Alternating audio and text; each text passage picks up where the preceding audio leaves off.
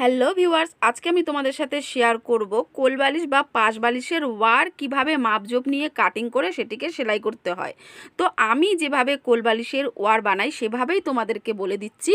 তো কোল বালিশের মধ্যে যে পুরানো ওয়ারটি ভরা থাকে সেই ওয়ারটিকে প্রথমে খুলে নিতে হবে। খুলে ফেলার পর সেই ওয়ারের ওপর দিকেই কিন্তু আমাদের চওড়া লম্বার মাপটা নিয়ে নিতে হবে। তো মাপটা নেওয়া হয়ে গেল। তারপর যে নতুন কাপড়টা দিয়ে আমরা ওয়ারটিকে বানাবো সেই কাপড়ের ওপর কিন্তু সেই মাপগুলোকে মানে আগের ওয়ারের মাপঝোপগুলো দিয়েই আমাদের ড্রয়িং কাটিং করেই তবেই ওয়ারটিকে সেলাই করে তৈরি করতে হবে।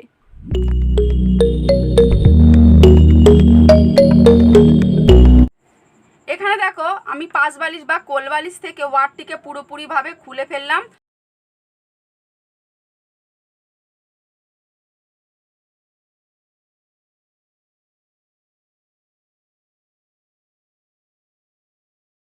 যাতে তোমরা খুব ভালোভাবে বুঝতে পারো আমি এখানে বুঝিয়ে দিচ্ছি।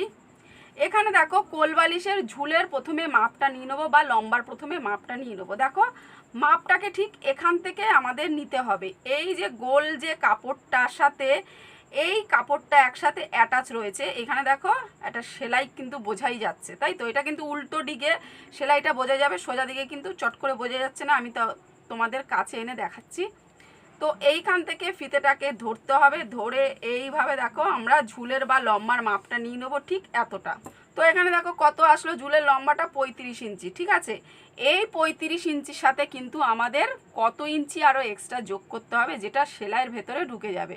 এই দেখো আমি এবার একটু উল্টো করে তোমাদের দেখাচ্ছি। এইখানে দেখো 1 ইঞ্চি কাপড় আমার ভেতরে ঢোকানো রইল।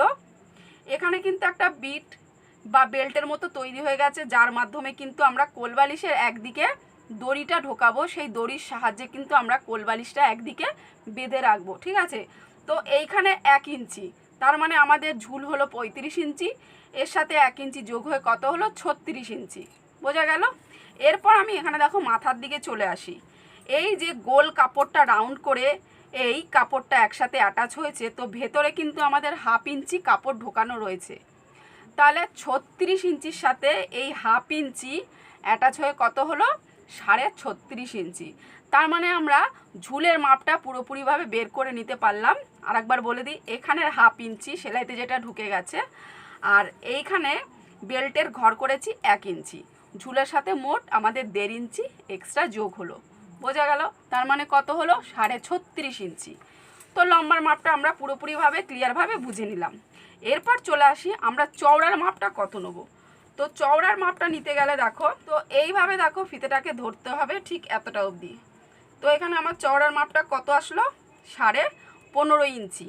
এই 15.5 ইঞ্চি আমাদের পুরোটা যদি করি, মানে পুরোটা ঘুরিয়ে যদি করি, তাহলে কত হয় 31 ইঞ্চি। পুরো চওড়ার মাপটা কিন্তু 31 ইঞ্চি। বোঝা গেল? এইখানে দেখো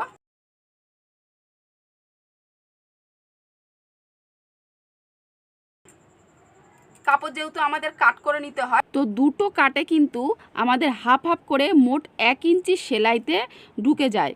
বোঝা গেল আমি কি বলতে চাইলাম? তাহলে 15.5-এর সাথে একদিকের সেলাইয়ের জন্য আরও 1/2 ইঞ্চি মিলে কত হয় 16 ইঞ্চি।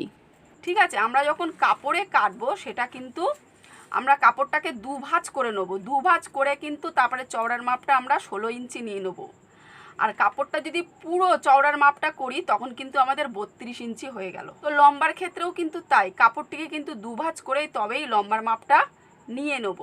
বোঝা গেল? আর চওড়া করতে গেলে আরেকবার বলে দিচ্ছি, কাপড়টিকে দুভাঁজ করে তবেই কিন্তু আমরা 16 ইঞ্চি নেব। আর খুলে যদি পুরো করি তাহলে কত হলো 32 ইঞ্চি। এখানে দেখো আমি পুরো কাপড়টা নিয়ে নিয়েছি। তো কাপড়টাকে উল্টোভাবে আমি এখানে দুভাঁজ করে নিচ্ছি। তো যে কোনো জিনিস কিন্তু আমরা কাটিং করতে গেলে প্রথমে দুভাঁজ করে উল্টো দিক থেকে তারপরে সমস্ত মাপজোপগুলো নিয়ে নিতে হয়। তো এইখান থেকে কিন্তু আমাদের শুরু। দেখো এই দিকটা কিন্তু আমি বন্ধ দিক রেখেছি আর এই দিকটা কিন্তু আমি খোলা দিক রেখেছি। তো পুরো কাপড়টা একবার দেখিয়ে দিই তোমাদেরকে, এই এতটা, ঠিক আছে? তো প্রথমে যেটা নেবো সেটা হলো আমি প্রথমে ঝুলের মাপটা নিয়ে নেবো। তোমরা চাইলে যে যেরকম কাপড় দিতে পারো, অসুবিধা নেই। আমি এখানে সুতির কাপড়টাই নিলাম, কারণ বালিশের ওয়ার তো মাথায় সুতির কাপড়টাই ঠিক আছে, তাই তো? তো চলো কাপড়টার আমি মাপঝোপগুলো তোমাদের ইঞ্চি টেপ দিয়ে মেপে বলে দিই। তো প্রথমে লম্বার মাপটা আছে, দেখো এইখান থেকে এই যে বন্ধ দিক থেকে কিন্তু আমাদের ফিতেটার মাথাটা ঠিক এইখানে বসাতে হবে। বসানোর পর আমি পুরো ঝুলের মাপটা দেখো এখানে দেখিয়ে দিচ্ছি ইঞ্চি হিসাবে। ঝুলের মাপটা এখানে দেখো 36.5 ইঞ্চি এলো, বোঝা গেল। এরপর আমি চওড়ার মাপটা দেখিয়ে দিচ্ছি। চওড়ার মাপটা কিন্তু এখানে 16 ইঞ্চি, মানে যেভাবে আমি আর কি ওয়ারের মধ্যে যে মাপটা তোমাদের দেখালাম সেই মাপ হিসাবেই কিন্তু আমি এই কাপড়টিকে কেটে নিয়েছি। তো কেটে নিয়ে আবার সেই মাপই তো বেরোলো। কাটিং করা কাপড়ের ওপর দেখো আমার মাপঝোপ নিয়ে তোমাদের দেখানো হয়ে গেল। এরপর কোলবালিশের আর একদিকে যে গোল কাপড়টা হয় সেটা কিভাবে কাটিং করতে হবে। এখানে দেখো আবার ওয়ারটা নিয়ে চলে আসলাম। তো ওয়ারের একদিকে তো আমাদের বেল্টের জায়গা হলো যেখানে আর কি দড়ি ভরবো, তো আর একদিকে দেখো এই যে গোল কাপড়টা যে রাউন্ড করে আমি এখানে এই কাপড়টার সাথে অ্যাটাচ করেছি। তো এই গোল কাপড়টা কতটা মাপ দিয়ে ড্রয়িং কাটিং করতে হবে, তো চলো সেটা আমি কাগজের ওপর তোমাদেরকে বুঝিয়ে দিচ্ছি।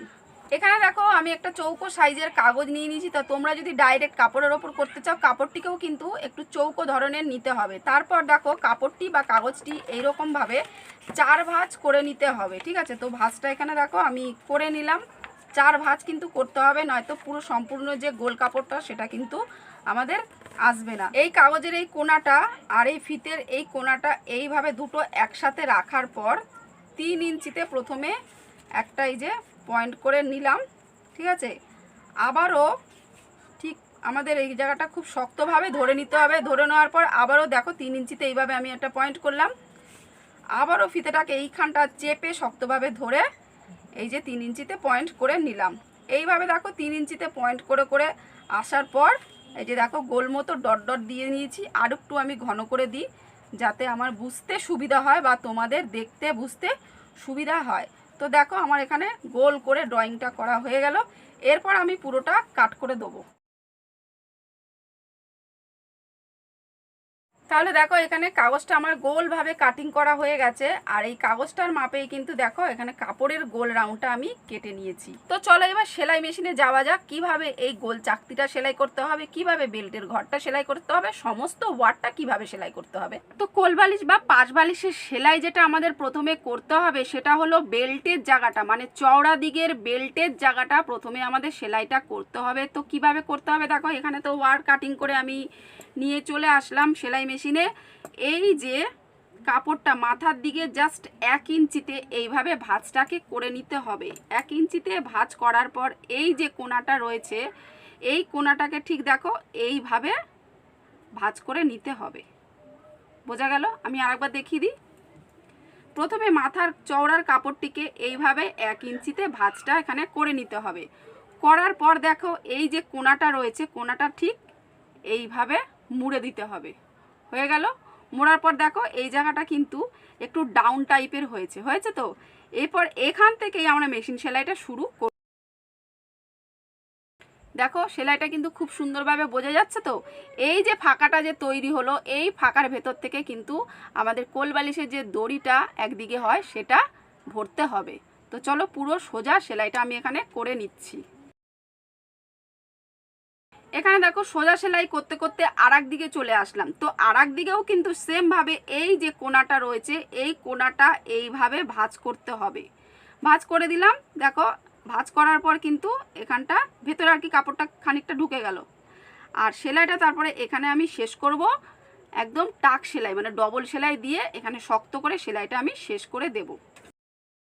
তা দড়িটা কিন্তু যে কোনো একদিক দিয়ে ভরতে হবে। ভরার পর এইভাবে দড়িটা নিয়ে গিয়ে এখান থেকে কিন্তু বার করতে হবে। তোমরা জানো তাও আমি বলে দিলাম। তো এইভাবে কিন্তু আমাদের কোলবালিশ বেল্টের জায়গাটা দড়ি ভরার জায়গা আর কি করে নিলাম, ঠিক আছে। তো আর একদিকে চলো আমি গোল চাকতিটা লাগাবো। তার আগে কিন্তু চওড়াটা তো সেলাই হলো, এরপর আমি লম্বাটাকে সেলাই করে নেব। তো দড়ি ভরার জায়গাটা এই যে আমি যে সেলাই করলাম দুটো দিক হলো তো, এই দুটো দিক দেখো একসাথে আমাদের ধরতে হবে। ধরার পর এখান থেকে জাস্ট 1/2 ইঞ্চিতে সোজা একটা সেলাই দিয়ে শেষ করতে হবে। আর অবশ্যই কিন্তু এখানে আবারও বলে দিচ্ছি ফাঁকা রাখতে হবে। সেলাইটা কিন্তু এইখান থেকে করলে হবে না, তাহলে দড়িটা কিন্তু আর ভরা যাবে না। এই জন্য এখান থেকে 1/2 ইঞ্চি ছেড়ে তারপরে সেলাইটা সোজাভাবে দিতে হবে।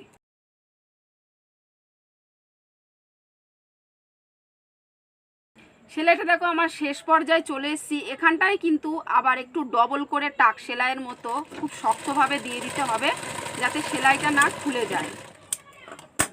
হয়ে গেল সেলাইটা আমার পুরোপুরিভাবে, দেখো লম্বা সেলাইটাই যে হয়ে গেল। তো এই মাথার ওপরে এবার এই যে গোল কাপড়টা যে নিয়ে নিয়েছি, এই গোল কাপড়টা ধরেই কিন্তু এই কাপড়টা আমাদের কুচি কুচি দিয়ে বসাতে হবে। তো এই গোল কাপড়টা যে কোনো একদিকে এইভাবে এই কাপড়টাকে দেখো প্রথমে এইভাবে একটু সেট করে নিতে হবে। সেট করার পর তারপরে এখানে মেশিনে আমাদের দিয়ে দিতে হবে। দেওয়ার পর এরপর ধীরে ধীরে, এখানে হয়তো আমি তোমাদের একটু তাড়াতাড়ি দেখাবো, ধীরে ধীরে এইভাবে দেখো একটা একটা করে কুচি দিয়ে দিয়ে পুরো গোল চাকতিটাকে আমাদের আর কি কভার করে দিতে হবে। তো একটু ভালোভাবে দেখে নাও আমি কিভাবে কুচিটা দিতে দিতে গোল চাকতিটাকে আর কি সেলাইটা আমি শেষ করছি।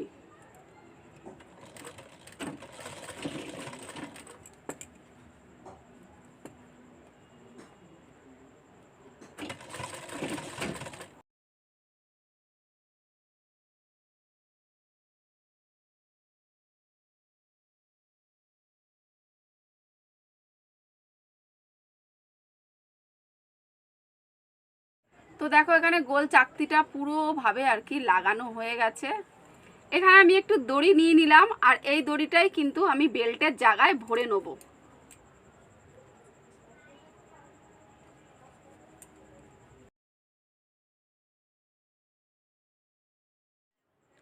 তো কোলবালিশের মধ্যে দেখো আমি ওয়ারটাকে পুরোপুরিভাবে পরিয়ে নিয়েছি এবং দড়িটাও ভালোভাবে টাইট করে বেঁধে নিয়েছি। এই যে এই দিকটা কিন্তু আমাদের বেল্টের জায়গাটা, এই যে দড়িটাকে হলুদ দড়ি যে পরিয়েছিলাম এই যে দেখা যাচ্ছে, তো পুরোপুরিভাবে ভরে আমি টাইট করে আটকে নিয়েছি। দেখো এই জায়গাটা সুন্দরভাবে কুচিটা যেন আর একটু বেশি দেখতে লাগছে, তাই তো।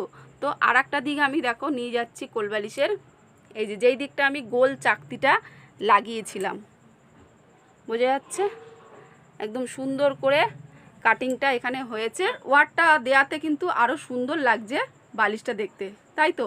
তো আজকের এই কোলবালিশ ওয়ার সেলাই করা বা কাটিং করা তোমাদের কেমন লাগলো অবশ্যই কিন্তু জানিয়ে দিও, বা বুঝতে যদি কোথাও অসুবিধা হয়েছে তবুও জানিয়ে দিও। আজকের মতো আমি এখানেই শেষ করে দিচ্ছি। নেক্সট ভিডিওতে আবার নতুন কিছু নিয়ে আসবো শুধুমাত্র তোমাদের জন্য। আজকে আমি এখানেই শেষ করলাম, টাটা।